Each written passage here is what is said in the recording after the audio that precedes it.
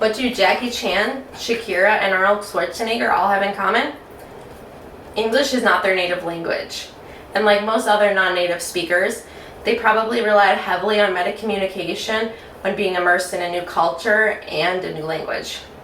Metacommunication is a term coined in the 70s. It's all of the nonverbal cues that carry a meaning that either enhance or disallow what we say in words. Because of language fluency barriers, metacommunication with non-native English speakers is incredibly important because it bridges gaps in understanding. Today during my speech, I will discuss 3 phases of metacommunication that make for an effective interaction: anticipatory communication, adaptive communication, and reflective communication. Anticipatory communication is much like what it sounds like. We're anticipating where, how, and why a communication may be occurring.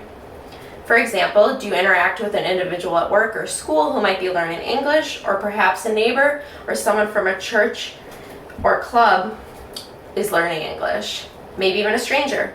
The location of communication can be an important factor in the tone, body language, and gestures that you might use.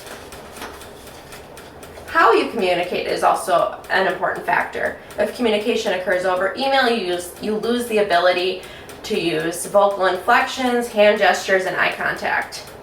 Phone communication is kind of a step up. It allows for, the vocal cues, but still the visual cues are missing. Finally, in-person and video chatting allows for the most of metacommunication to occur. Finally, why you may be communicating is salient as well. For example, jovial laughter and slapping each other on the back might be appropriate for a neighborhood barbecue, but would hardly be for a funeral or an important business meeting. Anticipatory communication helps us plan out situations, but adaptive communication is even more crucial. In adaptive communication, we judge in real time how effectively the individual is understanding our words and the intent behind them.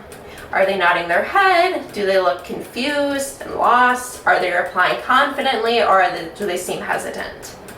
Based on their responses or statements, it's important to be able to change your style of communication.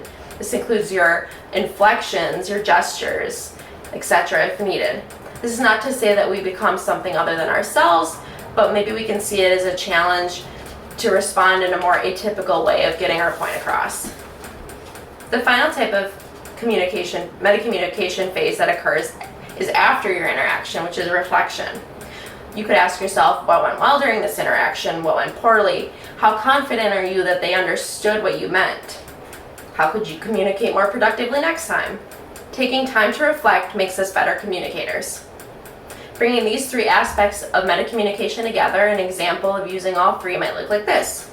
You move into a new apartment complex. You see an Indian couple walking by, passing, and you overhear them speaking in another language. You anticipate meeting them probably in the near future, maybe in the parking lot or the hallway, so kind of a casual setting. You recall other interactions that you've had with people of similar cultures. You recall an Indian coworker was very formal with you at first and preferred to nod instead of shake hands. The next day, the Indian couple meets you in the hallway and they introduce themselves. You nod and introduce yourself with your full name, knowing that they may want to reference you in that way in the future. However, the man extends his hand. That's where you would be adaptive, and you would realize that this individual feels comfortable communicating in another way. So you go in for the handshake. He also cracks a few jokes, which leads you to realize that he's maybe humorous and would enjoy that kind of jovialness together. After they leave, you reflect. You realize there were several times in the interactions where you may have spoken too quickly and they had to ask for clarification. You also have a better understanding of how much local slang they're aware of. For example, maybe they were confused when you called the drinking fountain a bubbler.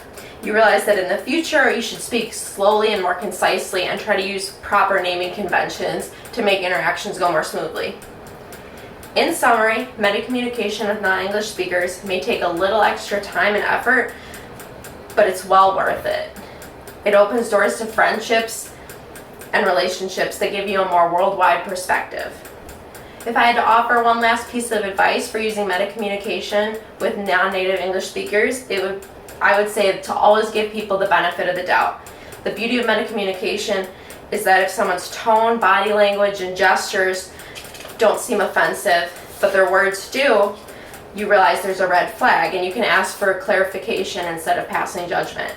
It could be a language barrier or a cultural misunderstanding, and these types of misunderstandings only take a few minutes to clear up. Metacommunication can make us a more unified world.